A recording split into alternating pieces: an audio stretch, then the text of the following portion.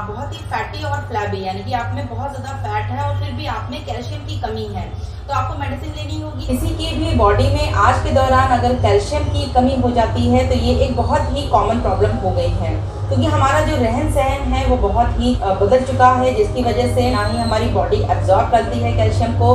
अगर vitamin D की कमी है आपकी बॉडी में तब भी आप में कैल्शियम एब्जॉर्ब अच्छे से नहीं होता है। दोस्तों आज हम इसी पे बात करेंगे कि आखिर कैल्शियम की कमी से हमें कौन कौन से सिम्टम्स दिखाई पड़ते हैं, कैल्शियम की कमी आखिर कैसे हो जाती है, और सबसे लास्ट में हम बात करेंगे कि कैल्शियम की कमी को हम होम्योपैथिक मेडिसिन से कैसे ट्रीट कर सकते हैं। दोस्तों आपकी जानकारी के लिए बताना चाहूँगी कि महिलाएं जो होती हैं वो पुरुषों से ज़्यादा प्रोन होती हैं कैल्शियम डिफिशियंसी के लिए, क्योंकि उसके पीछे भी एक बहुत बड़ा रीज़न है, एक नहीं 3 रीज़न है।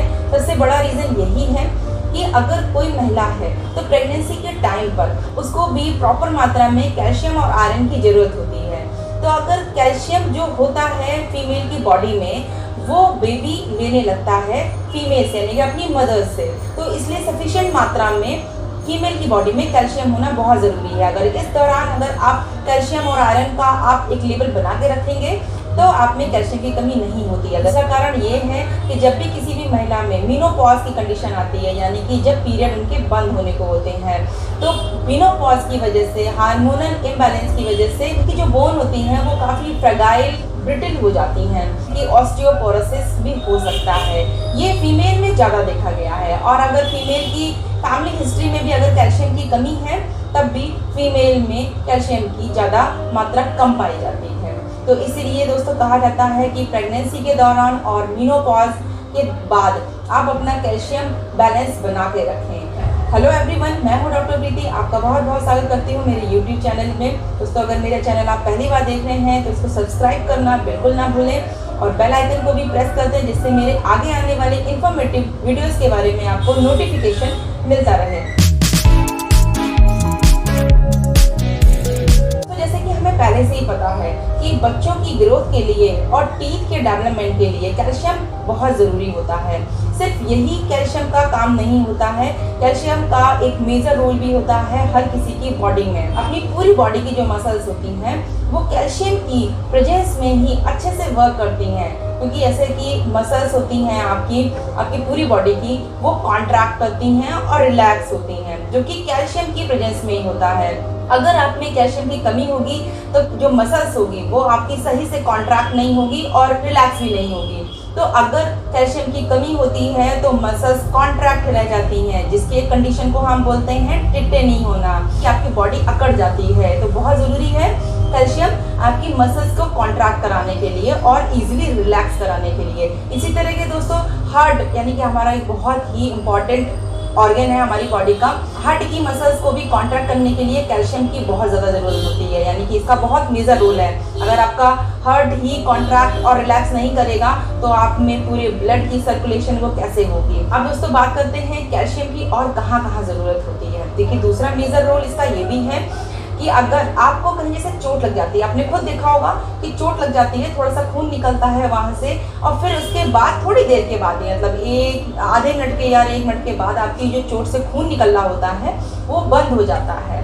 वो होता है कैल्शियम की प्रेजेंस में। अगर कैल्शियम अच्छी मात्रा में आपके अंदर बॉडी में है तो आपका जो क्लॉटिंग टाइम होता है, यानी कि ब्लड को जमने का जो टाइम होता है वो बहुत कम हो जाता है, जिसकी वजह से आप में ब्लड का इजीली लॉस नहीं होता है और आपकी चोट जल्दी से उसमें से खून निकलना बंद हो जाता है। अब दोस्तों बात करते हैं फीमेल की बॉडी में भी कैल्शियम का बहुत ही मेजर रोल है। इसकी कमी से इनफर्टिलिटी भी हो सकती है फीमेल को। देखिए कैसे हो सकती है, ये ऐसे हो सकती है, वो साइट्स कैल्शियम की प्रेजेंस में ही बनते हैं, यानी कि फीमेल की बॉडी में अगर कैल्शियम की सही मात्रा नहीं होती है तो वो साइट्स जो होते हैं वो भी अच्छी मात्रा में नहीं बनते हैं, जिससे कि एक ये कॉज भी हो जाता है इनफर्टिलिटी का। यानी कि अगर आपको फर्टाइल रहना है तो कैल्शियम भी आपकी बॉडी में सही मात्रा में होना चाहिए। देखिए दोस्तों मैंने मसल कॉन्ट्रैक्शन के बारे में आपको बताया, जैसे एक मैं एग्जांपल देना चाहती हूँ आपको कि आपके आँख में अगर ऐसे कोई करता है तो आप तुरंत रिफ्लेक्स एक्शन करते हैं कि मेरे आँख में चोट ना लग जाए, या कहीं भी आपकी बॉडी में कोई प्रिक करता है, नीडल प्रिक करता है तो आपको तुरंत फील होता है कि मैं वहाँ से अपने हाथ को हटा लूँ। तो ये होता है सारा रिएक्शन कैल्शियम की प्रेजेंस में ही। यानी कि ये कैल्शियम के प्रेजेंस से कैसे रिलेटेड है। मैंने जैसे बताया आपको कि मसल कॉन्ट्रैक्ट होती है। अगर आप ऐसे करेंगे, आंख ऐसे करेंगे, जब आपको चोट लगने वाली होती है तो ये मसल्स का कॉन्ट्रैक्शन होता है, यानी कि उस जगह से मसल्स कॉन्ट्रैक्ट हो जाती है और आपको ये डिफेंस मैकेनिज्म हो जाता है अच्छे से कैल्शियम की प्रेजेंस में। इसलिए कैल्शियम का बहुत ही मेजर रोल है, सिर्फ बच्चों की ग्रोथ और टीथ के लिए ही नहीं। कैल्शियम की कमी से काफ़ी लोगों को ऑस्टियोपोरोसिस नामक बीमारी हो जाती है। दोस्तों कैल्शियम की जो कमी होती है वो भी विटामिन डी पर भी बहुत ज़्यादा निर्भर करती है। अगर आपकी बॉडी में विटामिन डी नहीं बन रहा है अच्छी मात्रा में, तो आप कितना भी एक्सटर्नली यानी कि बाहर से आप कैल्शियम से भरपूर चीज़ें लेते रहेंगे, इसके बावजूद भी आप में कैल्शियम का एब्जॉर्प्शन नहीं होगा और आप में कैल्शियम की कमी हो जाएगी। इसलिए आप पूरा ध्यान देंगे कि आप में विटामिन डी की कमी तो नहीं है। अगर विटामिन डी की कमी है या फिर कैल्शियम की कमी है तो उसके लिए आप मेडिकेशन स्टार्ट कर दें। अब दोस्तों बात करते हैं कि आखिर कैल्शियम हमारी बॉडी में कम कैसे हो जाता है, इसके पीछे के रीज़न क्या है। सबसे पहला कॉमन रीज़न यही है कि अगर आप में फैमिली हिस्ट्री है, यानी कि अगर मदर या फादर में किसी को भी कैल्शियम की कमी रही हो तो बच्चों में ये इजीली आ जाती है। तो एक कारण ये हुआ। दूसरा कारण जैसे मैंने बताया कि अगर आप में विटामिन डी की कमी है तो कैल्शियम सही से एब्जॉर्ब नहीं होगा। तीसरा कारण दोस्तों ये होता है कि अगर आप कैल्शियम रिच फूड ही नहीं ले रहे हैं तब भी आप में कैल्शियम की कमी तो हो ही जानी है। चलिए दोस्तों अब बात कर लेते हैं जल्दी से कि आखिर इसके सिम्टम्स क्या क्या दिखेंगे आपको। कैल्शियम की कमी से जो सिम्टम्स दिखते हैं वो काफ़ी सारी बीमारियों से भी मैच करते हैं, तो उसके लिए भी मैं आपको एक ऑप्शन बताऊंगी। जैसे कि अगर आपके पैरों में या काफ मसल्स में या एड़ी में आपको दर्द हो रहा हो तो ये कैल्शियम की कमी से हो सकता है। जैसे आपकी मसल्स कॉन्ट्रैक्ट रह जाती है, यानी कि क्रैम्प ज़्यादा फील करते हैं, बार बार आपको लगता है कि मेरी मसल्स अकड़ जाती है, तो वो कैल्शियम की कमी से हो सकता है। अगर आप में नमनेस यानी कि पूरी बॉडी में या हाथ में या पैर में कहीं भी आप नमनेस फील कर रहे हैं तो वो भी कैल्शियम की डेफिशिएंसी से हो सकता है। दोस्तों यहाँ पे जितने भी सिम्टम्स मैंने आपको बताए हैं वो काफ़ी बीमारियों से मैच करते हैं। जैसे कि नमनेस है वो आपको कोई भी नर्व प्रॉब्लम या शुगर की वजह से भी हो सकती है। दूसरी बात मैंने की थी कि आपको अगर पैर में दर्द होता है तो वो कैल्शियम की कमी से हो सकता है। तो कैल्शियम की कमी से ही नहीं, अगर आपको सियाटिका है यानी कि सियाटिक नर्व में कहीं डैमेज है आपको, या स्पाइनल कॉर्ड में यानी कि आपकी रीढ़ की हड्डी में उसकी डिस्क में कोई प्रॉब्लम है या उसकी नर्व में कोई प्रॉब्लम है, तब भी आपको यही सिम्टम्स दिख सकते हैं। इसलिए बहुत ज़रूरी हो जाता है आपका कि आप ब्लड टेस्ट करवाएं, अपना कैल्शियम और विटामिन डी जरूर चेक करवाएं। अब दोस्तों बात कर लेते हैं कि आपने जब विटामिन डी और अपना कैल्शियम चेक करवा लिया और उसके बाद पता चला कि आपका कैल्शियम और विटामिन डी दोनों ही कम है, तब इस टाइम पर हमको क्या करना होगा। हमें कौन सी होम्योपैथिक मेडिसिन लेनी होगी जिसकी वजह से हमारी बॉडी में प्रचुर मात्रा में कैल्शियम भी हो। कैल्शियम रिच फूड खा रहे हैं तो उसमें से जो कैल्शियम पार्ट है वो भी अच्छी मात्रा से एसिमिलेट हो यानी कि एब्जॉर्ब हो जाए।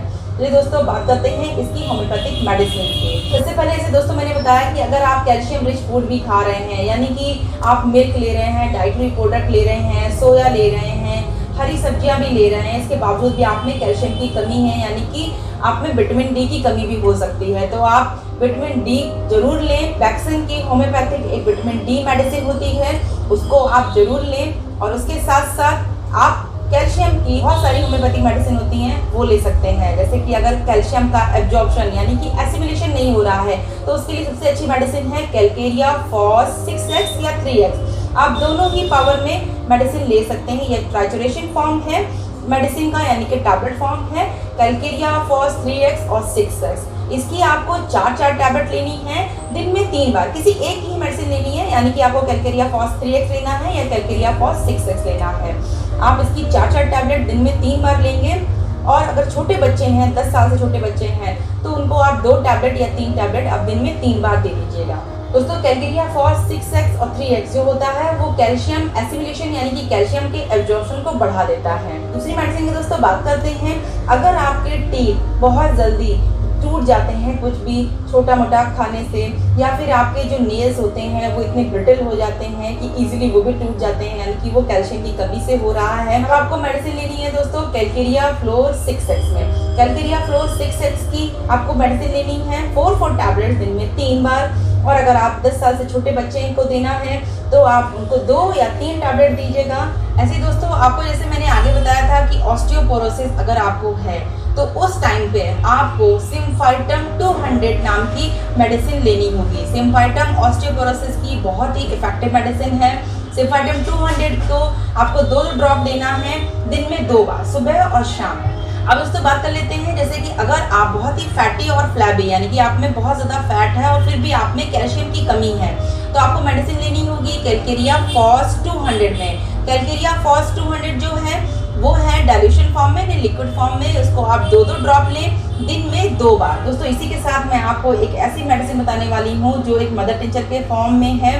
वो बहुत ही कैल्शियम रिच मेडिसिन है। उसका नाम है कॉकलेरिया आर्मोरेरिया, मदर टिंचर के फॉर्म में है। इसको आपको लेना है 10-10 ड्रॉप 1/4 कप पानी में सुबह और शाम, दिन में 2 बार आपको सिर्फ लेना है। मदर टिंचर ये बहुत ही इफेक्टिव मेडिसिन है। मैं अपने पेशेंट को ये मेडिसिन जरूर देती हूँ अगर उनमें कैल्शियम की कमी है और विटामिन डी की भी कमी है। आप लोग अगर ये सोचते हैं कि कैल्शियम की मेडिसिन लेने से कैल्शियम कहीं ज़्यादा डिपॉजिट तो ना हो जाए और हमें स्टोन ना बन जाए, तो दोस्तों ये जो होम्योपैथिक मेडिसिन होती हैं वो कहीं से भी आप में एक्स्ट्रा कैल्शियम डिपॉजिट नहीं होने देता है और आप में जो रीनल स्टोन है या गॉल ब्लैडर स्टोन है वो बनेगा बिल्कुल नहीं। तो आप बेफिक्र रहिए, ये मेडिसिन आप यूज़ कर सकते हैं, अपने सिम्टम्स के अकॉर्डिंग ये मेडिसिन यूज़ करिए। इसके साथ साथ मैं आपको कुछ डाइटरी टिप्स भी देना चाहती हूँ जिससे कि आपको खुद को पता हो कि आप घर में ही रह करके आप कैल्शियम रिच फूड कैसे ले सकते हैं और किस किस में कैल्शियम सबसे ज़्यादा पाया जाता है। जैसे कि सबसे पहले होता है मिल्क, यानी कि जितने भी डाइटरी प्रोडक्ट हैं, यानी कि मिल्क हो गया, दही हो गया, पनीर हो गया, सोया हो गया, सोया मिल्क हो गया, इन सब में कैल्शियम भरपूर मात्रा में होता है, तो इनको आप जरूर लीजिए। फ्रूट्स में दोस्तों बनाना में कैल्शियम प्रचुर मात्रा में होता है और ग्रीन वेजिटेबल्स में, स्पिनच में बहुत ज़्यादा मात्रा में कैल्शियम होता है, तो इनको अपने खाने में जरूर शामिल करिए। दोस्तों सबसे लास्ट में मैं आपको एक पॉइंट बताना चाहूँगी कि भिंडी में कैल्शियम बहुत अच्छी मात्रा में पाया जाता है। भिंडी को आप ले सकते हैं, लेकिन उसकी एक कंडीशन है कि अगर आपका पेट खराब है, आपको लूज मोशन या कॉन्स्टिपेशन हमेशा रहता है या ऑल्टरनेट डेज में रहता है, तो आप भिंडी ना लें, क्योंकि भिंडी क्या एक चिपचिपा पदार्थ होता है, वो म्यूकस को बढ़ा देता है और आप में इनडाइजेशन क्रिएट कर देता है। तो अगर आपको पेट का कोई भी प्रॉब्लम नहीं है तो आप भिंडी बहुत अच्छे से ले सकते हैं। इसके साथ दोस्तों मैं ये बोलना चाहूँगी कि आप डाइटरी प्रोडक्ट में जो मैंने सारी चीज़ें बताई हैं वो आप लीजिए और साथ में होम्योपैथिक मेडिसिन लीजिए, तो आप में जो कैल्शियम की कमी है वो ठीक हो जाएगी। दोस्तों अगर वीडियो आपको अच्छा लगा हो तो इसको लाइक और शेयर करना बिल्कुल ना भूलें। चलिए मिलते हैं अपने नेक्स्ट इंफॉर्मेटिव वीडियोस के साथ।